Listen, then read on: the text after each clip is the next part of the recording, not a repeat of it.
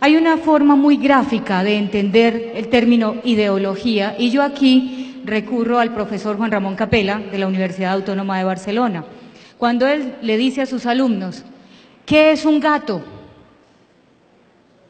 Y entonces, claro, los alumnos se quedan mirándolo y le dicen, ¿y él, por qué nos pregunta qué es un gato? Pues un gato, dice él, es un mamífero que tiene cabeza, cola, 4 patas y es invertebrado, pero además puede maullar. ¿Eso que he dicho es cierto o no? La mayoría dijeron sí y los que dijeron no ya me han escuchado. Muy bien, pues eso no es cierto por lo siguiente. Es cierto que es un mamífero que tiene 4 patas, cabeza, cola, pero no es invertebrado. Lo que pasa es que se dice tan rápido que la gente no alcanza a percibir la diferencia, no alcanza a percibir el error. Por eso la ideología de género literalmente es eso. Dice cosas que son ciertas, pero dice otras que no lo son, y como lo dicen tan rápido, se cuela en el lenguaje, inclusive para los ingenuos, eso es cierto, y enseguida lo vamos a demostrar.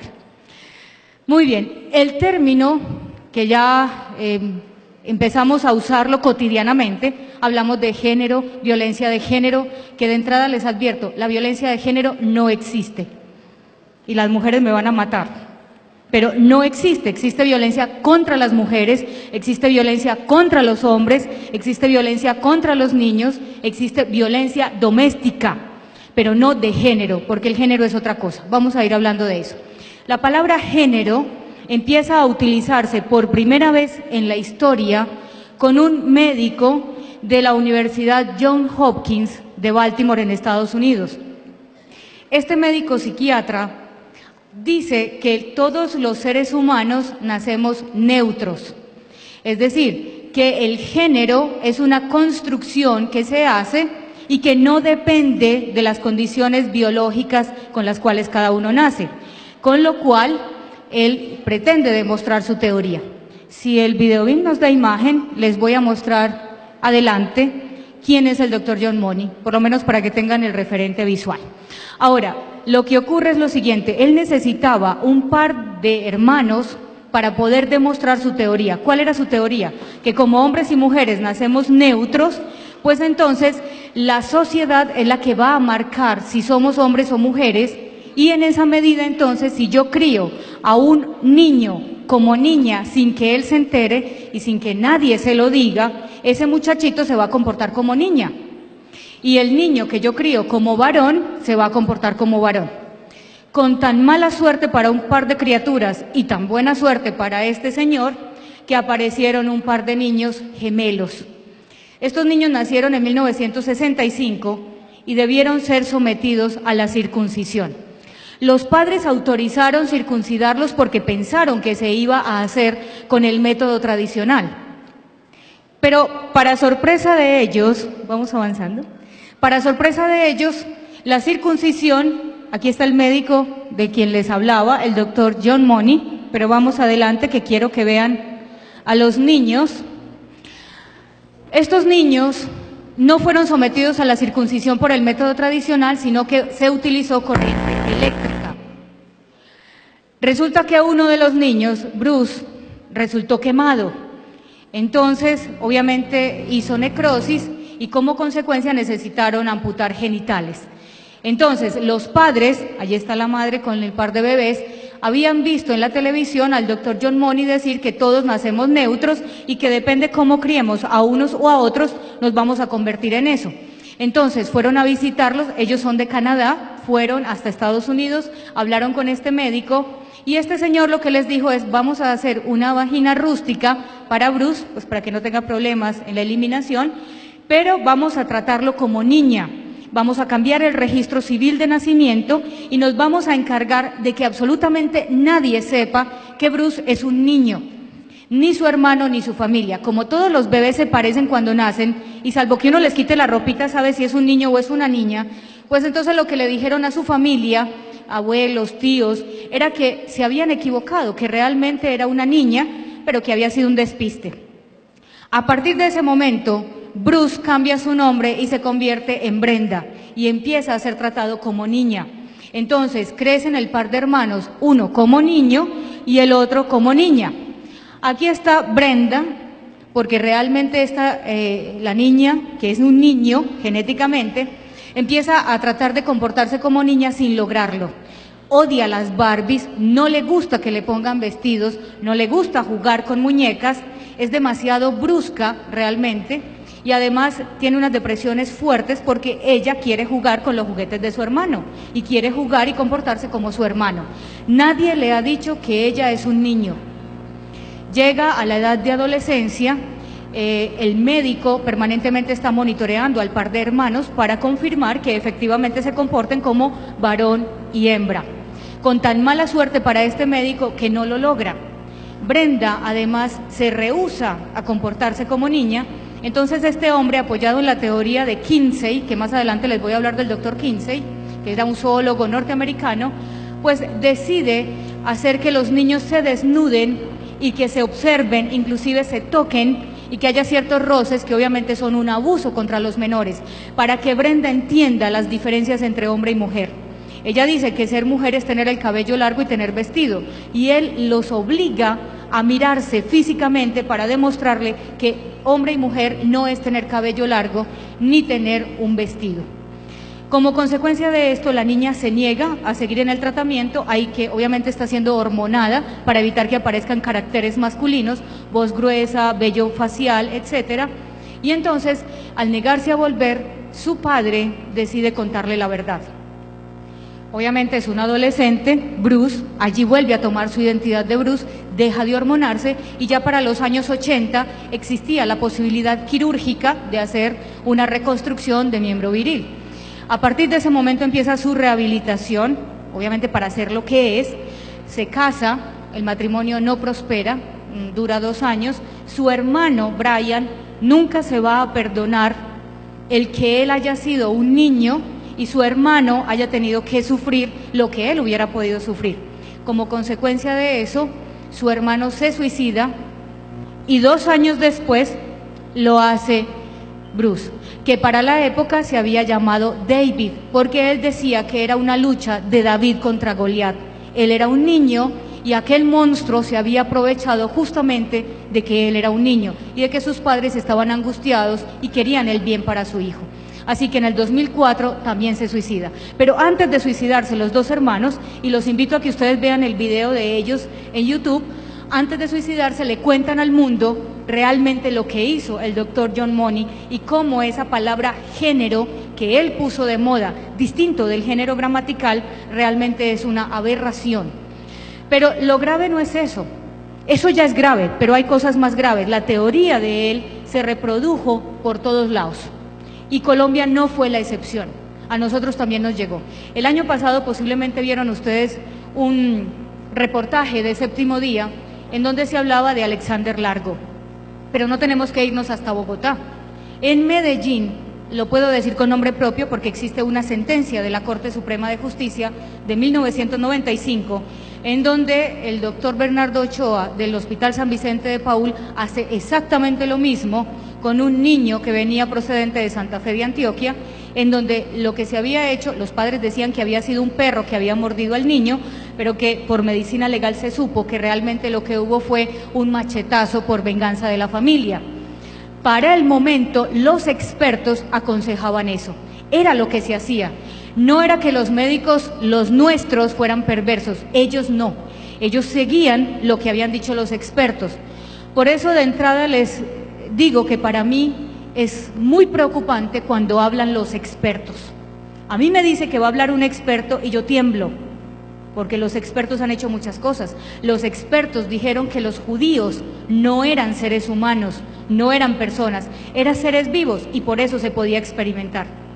Porque los expertos dicen que el no nacido no es persona y por eso, como es un amasijo de células, pues está bien que se aborte.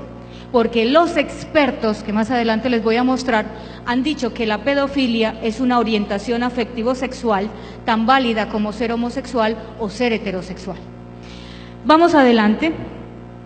De manera que el fracaso del doctor John Money realmente derrumbó por completo la teoría de la determinación cultural en la sexualidad de los sujetos. porque era realmente lo que él proponía. Es decir, aquí lo que hay es una determinación cultural y no biológica. Pero en todos estos casos que se han conocido a la luz pública, porque hay otros que no han salido, es clarísimo que yo soy lo que soy, aunque no me guste o aunque no me cuenten.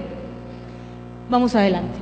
Hay otros antecedentes de la ideología de género y entre ellos nos vamos a encontrar con mayo del 68. Yo sé que la mitad del auditorio no había nacido en mayo del 68. Bueno, digamos que todo el auditorio no había nacido en mayo del 68. Eso sí les gustó.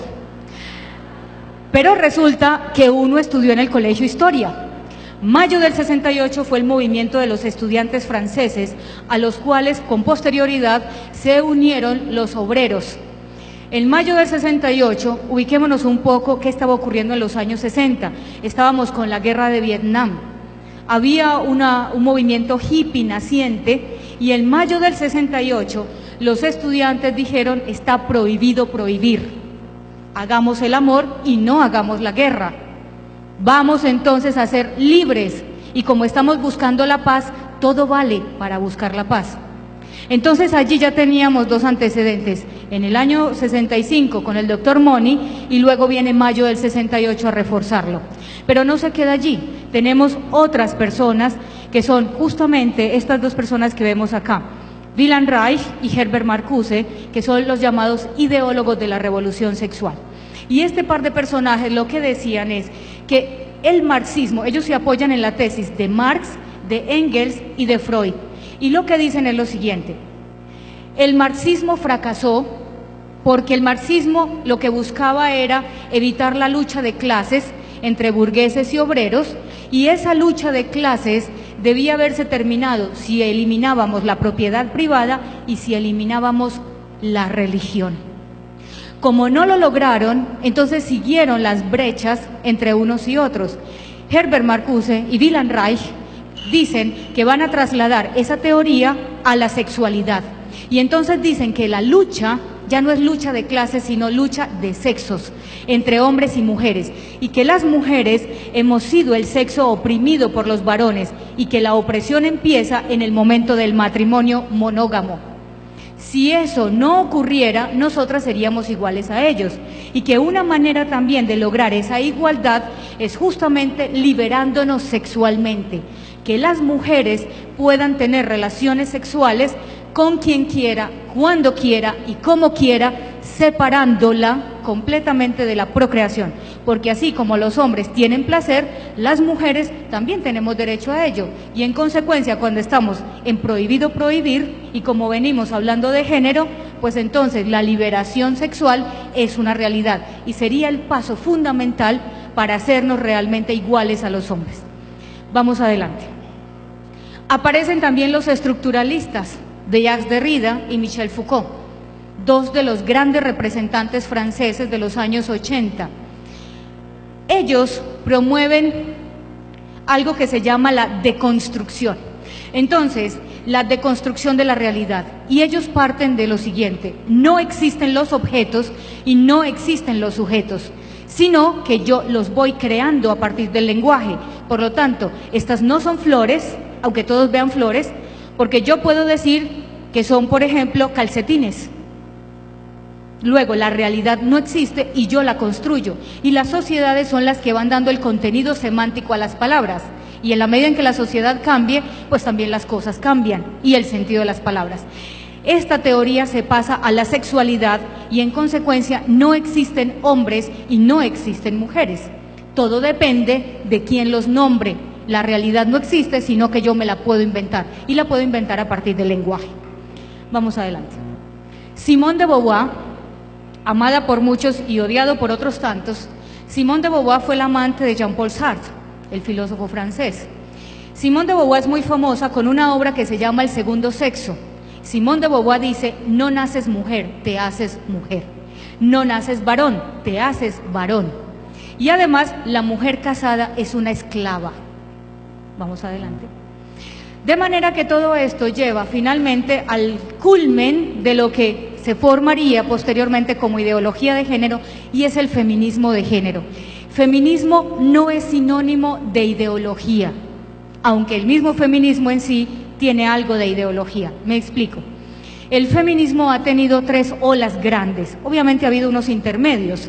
El primer feminismo, que fue llamado el feminismo de equidad, el de aquellas mujeres que luchaban por la igualdad de oportunidades, que tengamos la posibilidad de ir a las mismas universidades, que tengamos la posibilidad de incursionar en el mercado laboral, que tengamos la posibilidad de votar igual que los hombres.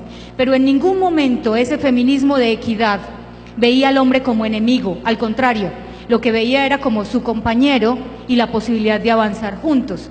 De hecho, algo que le molesta muchísimo a las feministas de género es cuando uno les recuerda que estas feministas de equidad, que muchas de ellas perdieron la vida buscando igualdad de oportunidades, lo primero que dijeron es el aborto no. Justamente porque somos mujeres, el aborto no. Porque esa es la mayor agresión de los hombres contra las mujeres.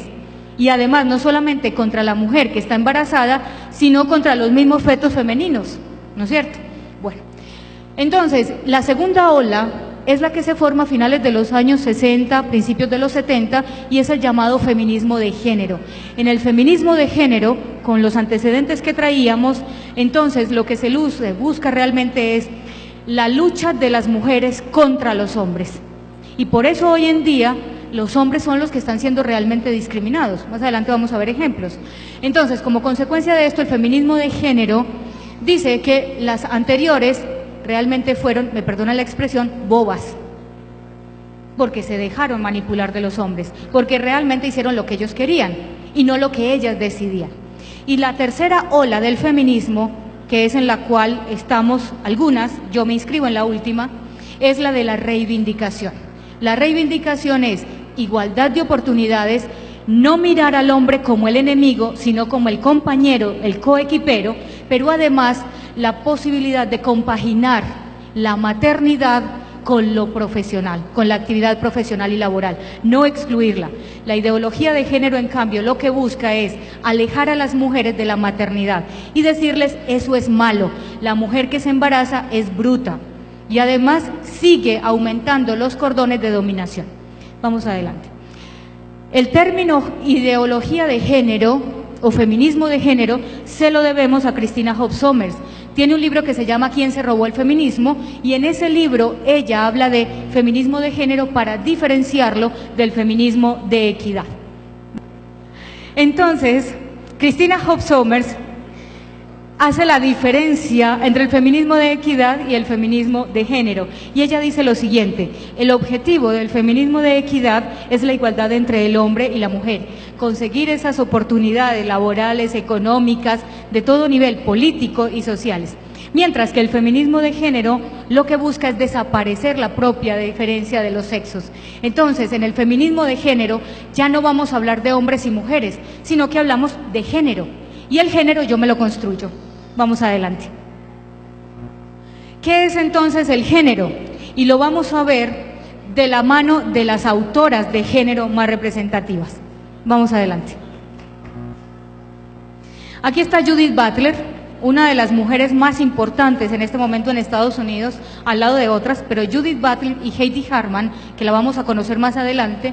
Judith Butler hace textualmente la siguiente referencia: el género es una construcción cultural, por consiguiente no es ni resultado causal del sexo, ni tan aparentemente fijo como el sexo. El género es una construcción radicalmente diferente del sexo.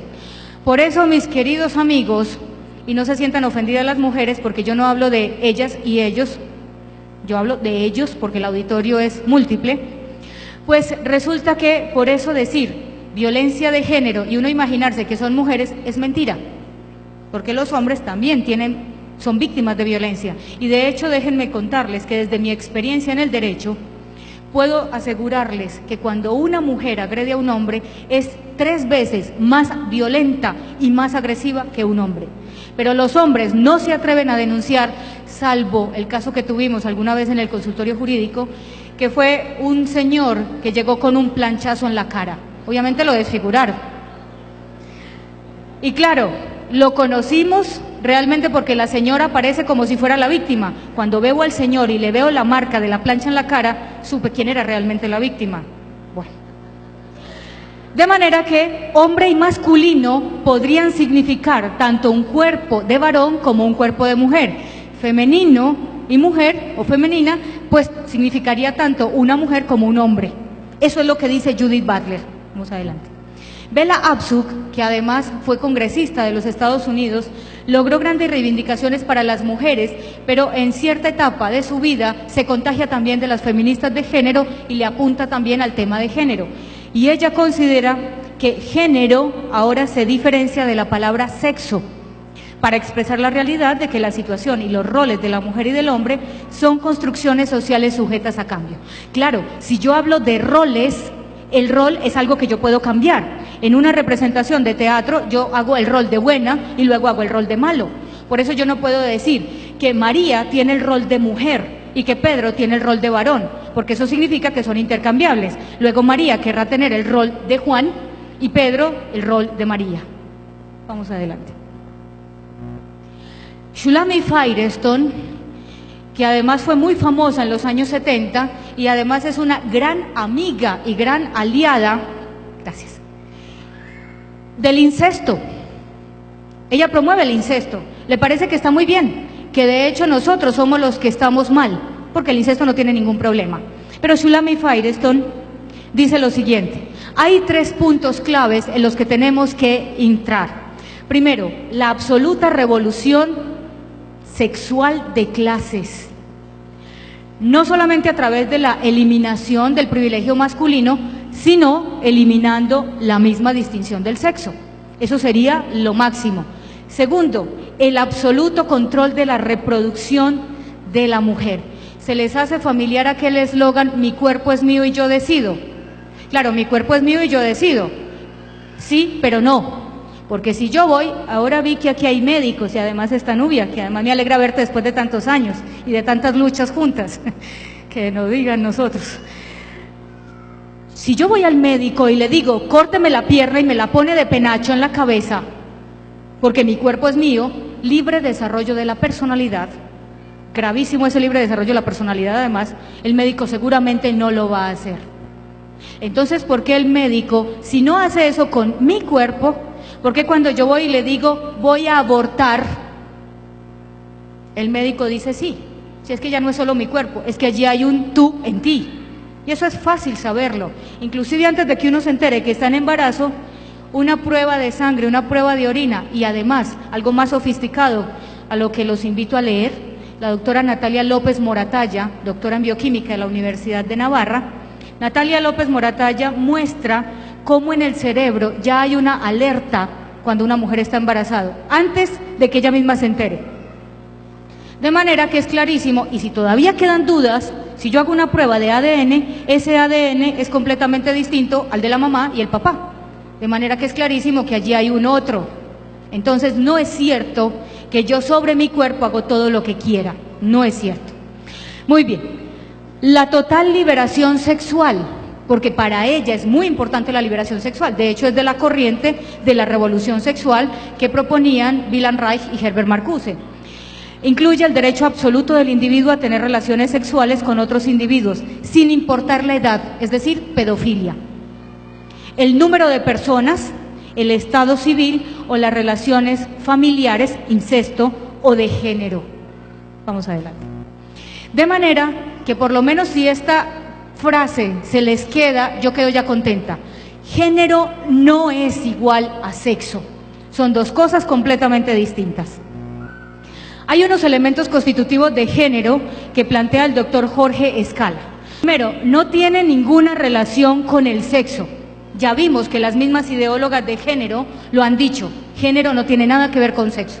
Segundo, es una construcción cultural, social y de la razón humana, con lo cual yo me puedo inventar mi género. Hoy soy mujer, mañana soy hombre, pasado mañana soy pansexual, más adelante soy neutra, más adelante soy drag king o drag queen o lo que quiera que sea. Veo unas caras de sorpresa. Mis estimados, tenemos identificados más de 20 géneros y siguen sumando. Por eso cuando uno encuentra un formulario donde le dicen género y le ponen hombre, mujer, de entrada uno diría, yo no tengo género. Yo tengo sexo femenino o masculino, porque si vamos a ser incluyente, pues pónganme los 20 géneros y que sigan sumando. Bueno, tercero, esa construcción no tiene límites de ningún tipo, es decir, se realiza con autonomía absoluta. Y finalmente, el género es tan decisivo que crea la propia naturaleza, porque justamente viene con los antecedentes que ya veíamos. Aquí está la persona que identificó los más de 20 géneros porque está buscando ser incluyentes. Ahora tenemos un serio problema desde el punto de vista jurídico, político y luego se ve reflejado en lo jurídico. Y es que queremos ser muy incluyentes y no discriminar. Y realmente lo que estamos siendo es excluyentes y discriminando. Entonces, esta mujer que defiende los derechos humanos en Australia ha identificado 20 géneros y sigue sumando. Vamos adelante y les voy a contar cuáles son. Transgénero, transexual, intersexual, andrógeno, agénero, crossdresser, drag king, drag queen, gender fluid, gender queer, intergender, neutro, pansexual, pangénero, tercer sexo. Pero además, ella menciona que entre los aborígenes australianos y los nativos de las islas Torres Strait están los sister girl y los brother boy. En la diapositiva hay un ejemplo de los sister girl. ¿Qué dice ellos? Si ellos tienen relaciones sexuales, siendo un sister girl, o sea, un hombre-mujer, un hombre que se cree mujer, y tiene relaciones sexuales con un varón, allí no es homosexual, eso está muy bien. Si tiene relaciones con una mujer, está muy bien, pero si tiene relaciones con otro de ellos, entonces es homosexual y no vale. Vamos adelante. Pero además, el primer neutro jurídicamente reconocido en la historia de la humanidad. Norrie Welby es un hombre. Cuando tenía 28 años decidió cambiarse de fisonomía. Yo no digo cambio de sexo, porque hasta ahora, y los médicos que ahí me pueden corregir, hasta ahora es imposible cambiar los cromosomas que nos hacen ser hombres o mujeres. Yo soy mujer porque tengo cromosoma XX. El padre es varón porque tiene cromosoma XY. Así de sencillo. ¿Qué tengo que hacer para aparentar ser el otro sexo? Aparentar, no ser. Tengo que hormonarme, tengo que someterme a cirugías. Y entonces, si yo dejo de hormonarme, vuelvo a ser lo que soy.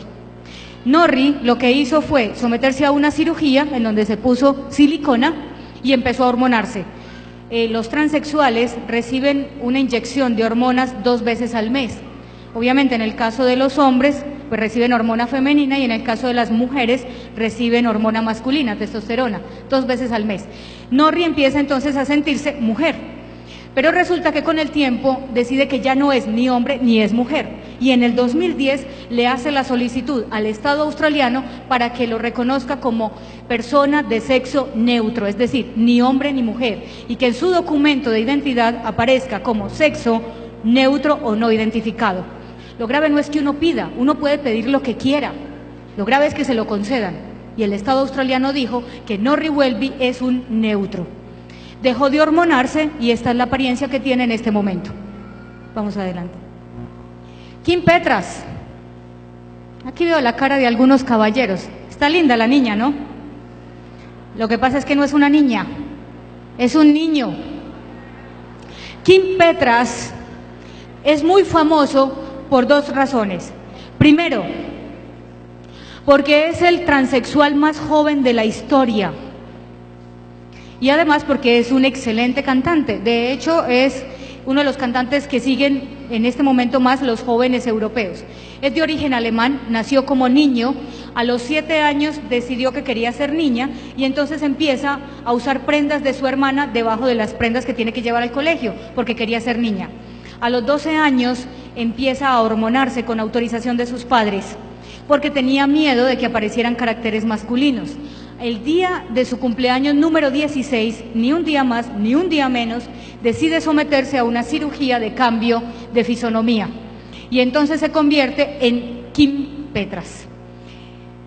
Obviamente es el transexual más joven de la historia. En la legislación alemana, para hacer el cambio de fisonomía, o como se conoce, cambio de sexo, yo prefiero hablar de cambio de fisonomía, pues se necesita tener por lo menos 16 años cumplidos.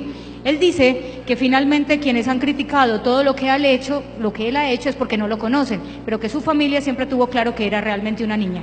Vamos adelante. En los años 80 empieza una alianza entre el colectivo homosexual y los feministas o las feministas de género. Y a partir de ese momento, entonces, vamos a ver la fuerte agresión contra la familia, contra la religión y contra otras instituciones. Vamos adelante. Y entonces, como tienen ideales comunes, porque a las feministas de género les da miedo los hombres y generan odio y rabia contra los hombres, entonces se sienten mucho más tranquilas si promueven relaciones homosexuales femeninas, lesbianismo. Inclusive, en algún momento ellas llegan a decir que cualquier tipo de penetración que se tenga, independientemente de la sensación que se tenga, es una violación. Y por tanto, todas las mujeres que tienen relaciones sexuales, placenteras o no, son mujeres violadas. ¿Para qué? Para justamente sacarnos de los lados de los hombres, ¿no es cierto?, del lado de los hombres. Entonces, como todo vale y como está bien que cambiemos roles, entonces eso significa que yo puedo tener un matrimonio heterosexual, uno homosexual, tener pareja homosexual, femenino, masculino, etcétera, y finalmente todo vale. Si todo vale, nada vale. Si todo es matrimonio, nada es matrimonio. Pero como el hombre y la mujer no existen, entonces el matrimonio entre hombre y mujer tampoco existe, porque no tiene sentido. Vamos adelante. ¿Hay un modelo antropológico? Claro que lo hay, como en todos. Aquí es, lo femenino y lo masculino son de origen cultural. En consecuencia, el nuevo modelo antropológico que se promueve es que femenino y masculino dependen de lo cultural y de lo que cada uno quiera hacer con su vida. Hay un plan de acción clarísimo en esta ideología de género. Se llama deconstrucción. Deconstruir el lenguaje, la familia y abolir la maternidad, la reproducción, la sexualidad, la educación, la religión. Y yo aquí, en los 10 minutos que me quedan, voy a leerles algo que es del lenguaje. Empecemos con el lenguaje.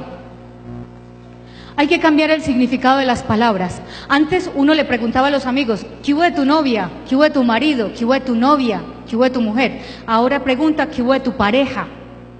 Porque tiene miedo de que el otro le diga, no tengo novia.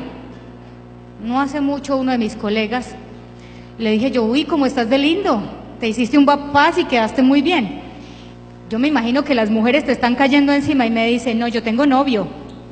Y yo me le he quedado mirando y yo, perdón, sí, yo tengo novio.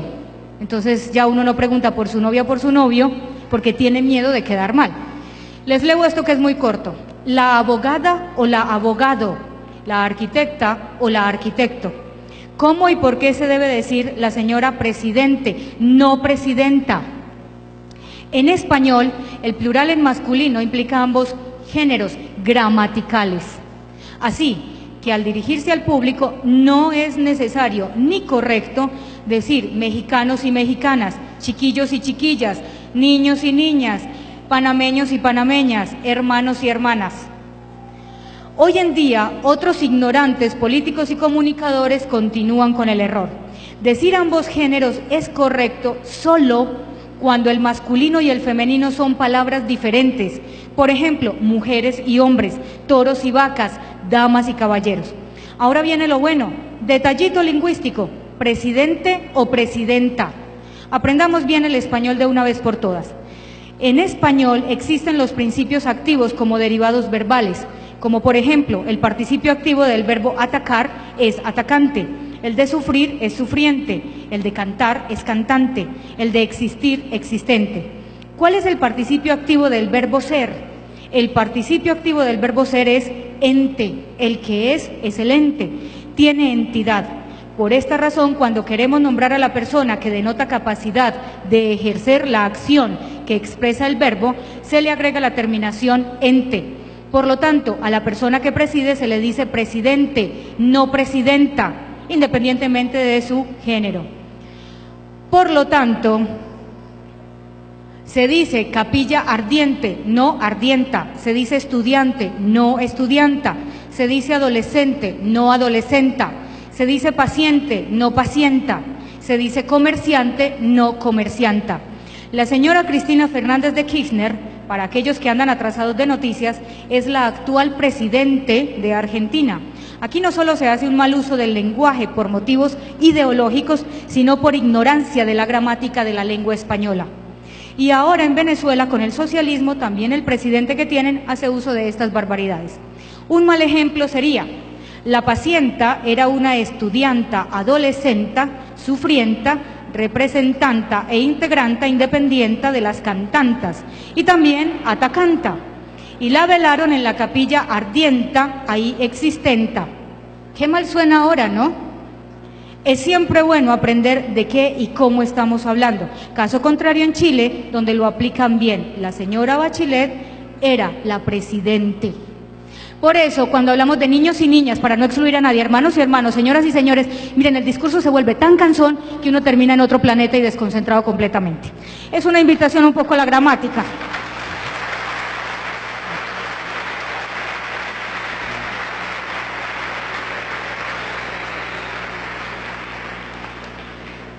Ahora, Alison Jagger, yo espero que a partir de este momento tengan dos cosas clave.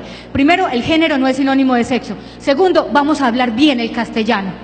Porque además, eso que nosotros en castellano lo decimos como femenino o masculino o neutro, es del lenguaje. Y eso lo aprende uno en el colegio. Inclusive, en otros idiomas es distinto. Por ejemplo, en alemán, silla es masculino, der Stuhl. Y nosotros, femenino es la silla. Casa para nosotros es femenino, en alemán es neutro, das Haus.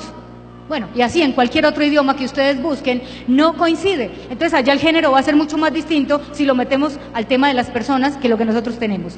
Alison Jagger dice, como también en el plan de acción está de construir la familia, Alison Jagger dice lo siguiente: el final de la familia biológica eliminará también la necesidad de la represión sexual. Pero dice algo al final: la humanidad podrá por fin revertir a su sexualidad polimorfamente perversa natural. ¿Y eso qué significa? Hombres y mujeres no sentimos atracción física por el sexo opuesto, sino que eso no lo inventamos.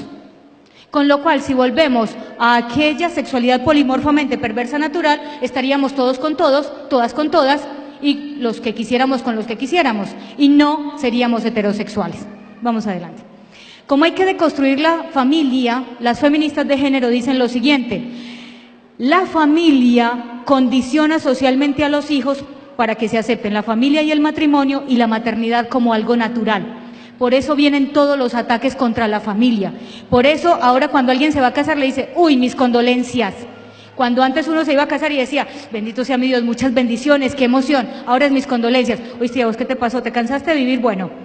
Entonces hay que hablar mal del matrimonio, hay que hablar mal de la familia, porque eso nos va a permitir, si no hay matrimonio, si no hay familia, si no hay Dios, yo hago con ustedes lo que quiera, son títeres del sistema. Vamos adelante.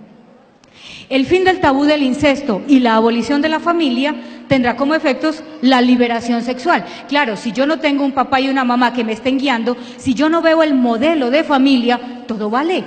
Y si todo vale, ¿quién me va a decir que no haga lo que hago? Si todo vale. Heidi Hartman dice que en sociedades más imaginativas la reproducción biológica podría asegurarse con otras técnicas y por eso vemos entonces la proliferación de centros de reproducción asistida. Y entonces, si somos muchos en el planeta, como dicen los poblacionistas, que nos vamos a caer del planeta porque no cabemos, o los ambientalistas, que somos tantos que estamos dañando el planeta, entonces, ¿por qué técnicas de reproducción asistida? Deberíamos agradecer a las personas que no pueden tener hijos naturalmente. Pero entonces, aborto para estrato 3, 2 y 1, y menos 1 y menos 0, y técnicas de reproducción asistida, estrato 4, 5, 6 y demás. Porque si yo puedo comprar un hijo, puedo comprarlo todo. Vamos adelante. Aquí está Heidi Hartman, se las presento. Vamos adelante. Hay que abolir la maternidad, porque eso es malo. La maternidad esclaviza a las mujeres y si queremos ser iguales a los hombres, pues tenemos que eliminar lo que nos hace diferentes, que es justamente la posibilidad de tener hijos. Y entonces dicen que las mujeres, al igual que los hombres, no deberían dar a luz.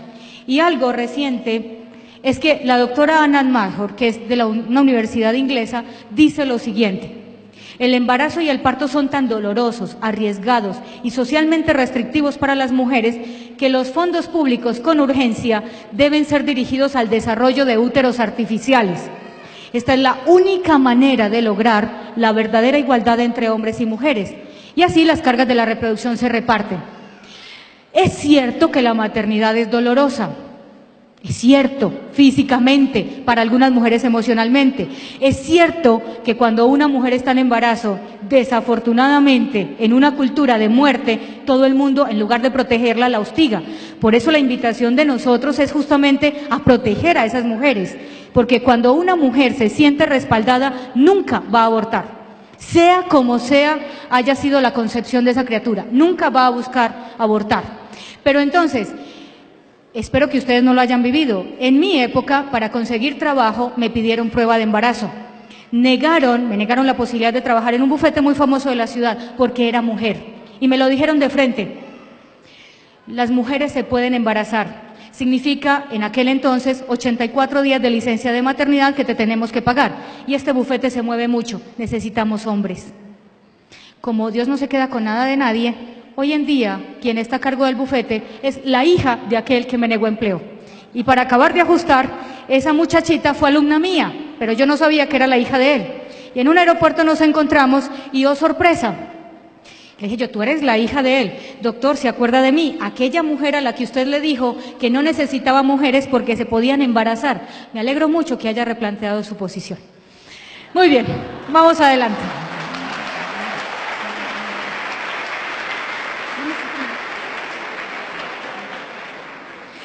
Esta es Anna Smadhor, la persona que dice de los úteros artificiales. Por eso les decía que la ideología de género es muy peligrosa, porque dice cosas que son ciertas, pero mete cosas que no lo son. Y es justamente allí donde viene el peligro.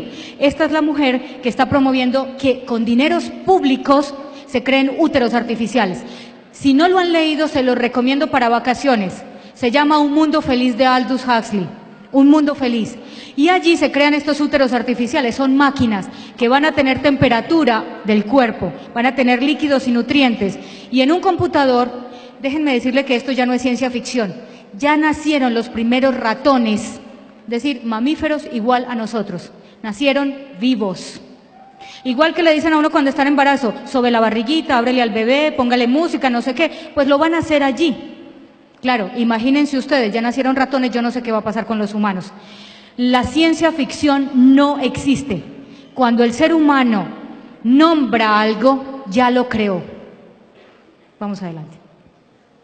Es una aliada, la ideología de género del informe Kissinger, que es horaria para otra conferencia, y aquí me van a matar porque pedí 5 minutos, de los cuales creo que ya van 2.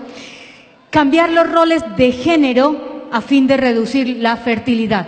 En el informe Kissinger, rápidamente, es un informe que se hace en los años 70, en 1974, por parte de los Estados Unidos para mirar cómo se va a controlar la natalidad de las poblaciones que están en vías de desarrollo. Nosotros, Colombia, aparece textualmente como un país de alta prioridad para ellos, porque nos reproducimos muchísimo, ubiquémonos en los años 70. Entonces hay que bajar esa población. Y si es necesario, hay que cambiar los roles de género, es decir, que las mujeres les estimulemos para que quieran a otras mujeres y a los varones a otros varones, porque así no va a haber posibilidad de que haya más nacimientos. Vamos adelante. Una estrategia apropiada y viable del derecho al aborto, porque ahora hablamos de derecho, de entrada les digo, aunque ustedes oigan hablar de derecho al aborto, aunque escuchen al magistrado Humberto Sierra Porto, que además es el candidato del gobierno de Colombia para ser parte de la Comisión Interamericana de Derechos Humanos, aunque lo oigan decir que existe el derecho humano fundamental al aborto, no le crean. Y no le crean por una razón, porque es mentira, porque él lo sabe, pero obviamente está imbuido en la ideología de género.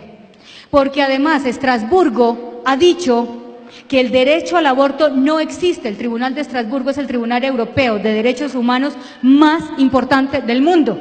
Y ha dicho recientemente que el derecho al aborto no existe. Existe el derecho a la vida.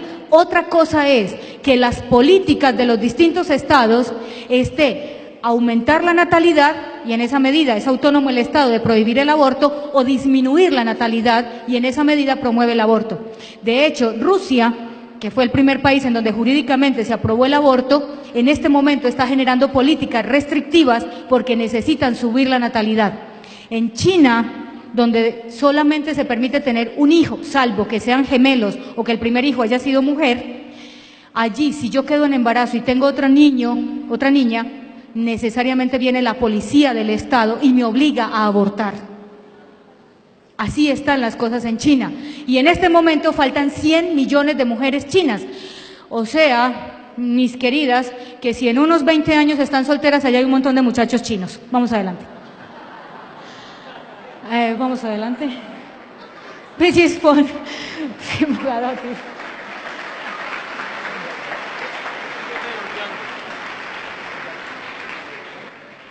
Como hay que deconstruir la educación, entonces hay que empezar también a cambiar el lenguaje en la educación y hay que cambiar los textos para que ya no hablemos de sexo específico, sino sexo genérico. Aquí está la persona que está promoviendo esto desde las Naciones Unidas. Fue la primera mujer presidente de Irlanda y la primera mujer presidente en el mundo, pero además la primera mujer a la que se le concedió la adopción de una niña, siendo ella mujer soltera. Vamos adelante. Educación sexual. Y con esto voy redondeando porque ya sé que el tiempo apremia. Uno de los derechos esenciales de los niños es el de expresarse a sí mismos sexualmente, probablemente entre ellos en un principio, pero también con adultos.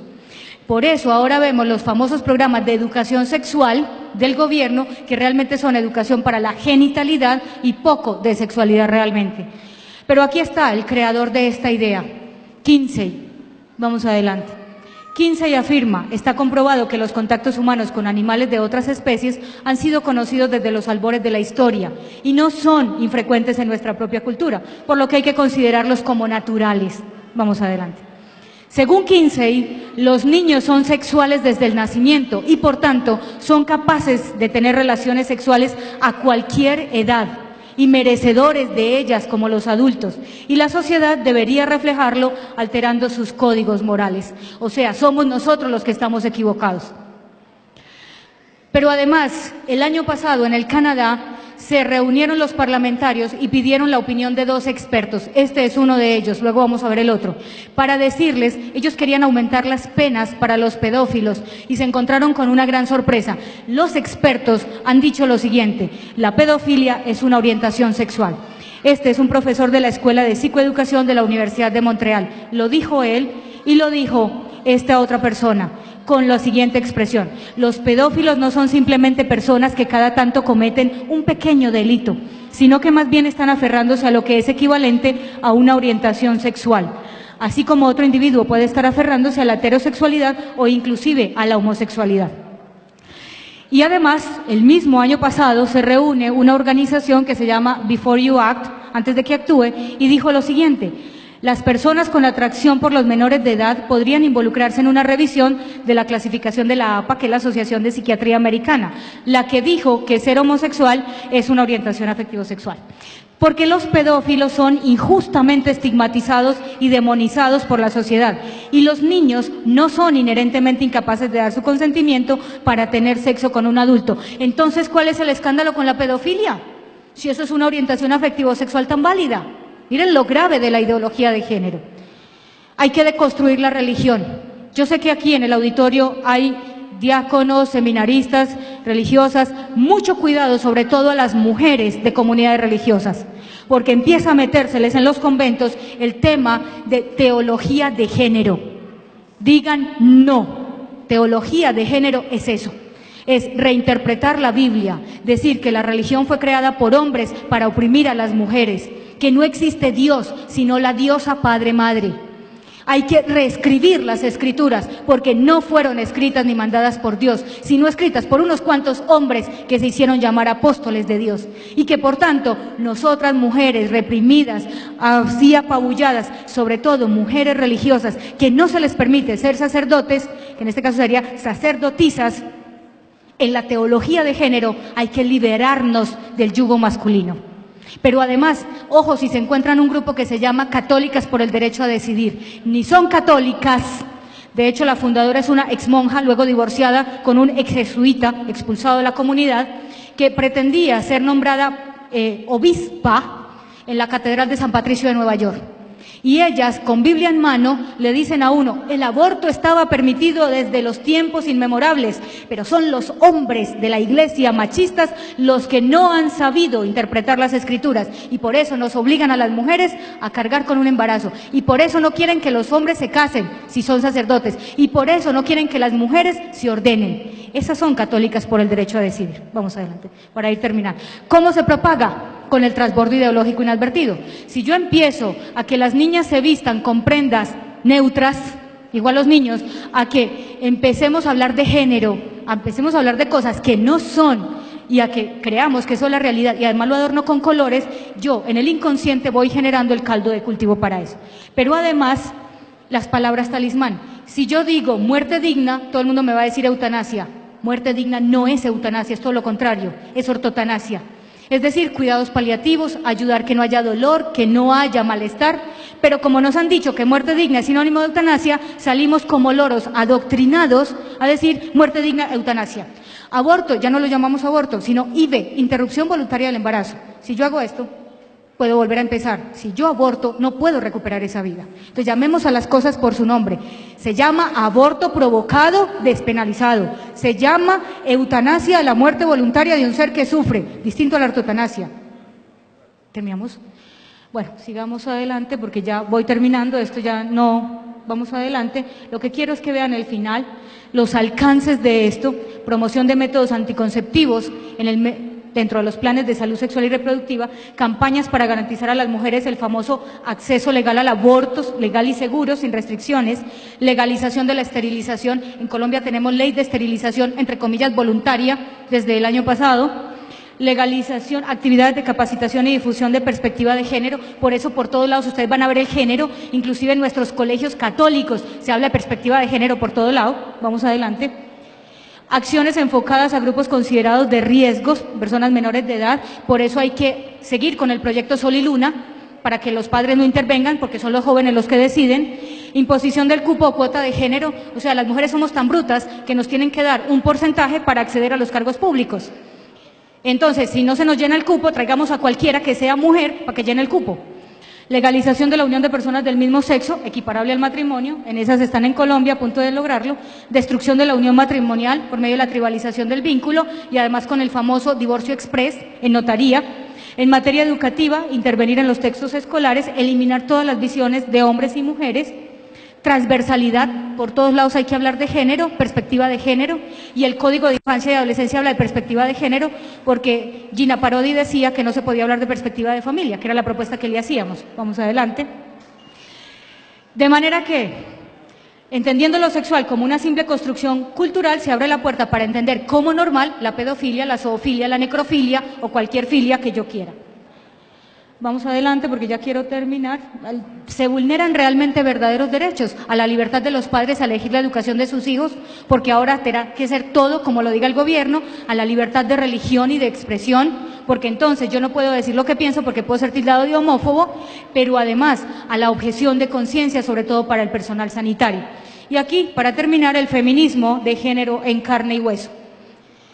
Se llama Andrés Pellic y es considerado como el It Boy Girl, algo así como el chico marca tendencias. Es un hombre que sirve tanto como modelo masculino como femenino, es de Bosnia, ahora promueve unos sujetadores en una cadena holandesa muy famosa para aquellas mujeres que no tienen mucho seno y obviamente fue considerado entre las 100 mujeres más bellas del mundo, ocupó el puesto 98 y es un hombre. Y aquí está luciendo un exclusivo modelo de Jean-Paul Gaultier. De manera que, ¿qué hacer? Primero informarse, ¿crees lo que están haciendo en este congreso? Realmente informándose, formarse y finalmente actuar. Muchas gracias por su paciencia, a los organizadores, qué pena por la extensión y a quien me sigue.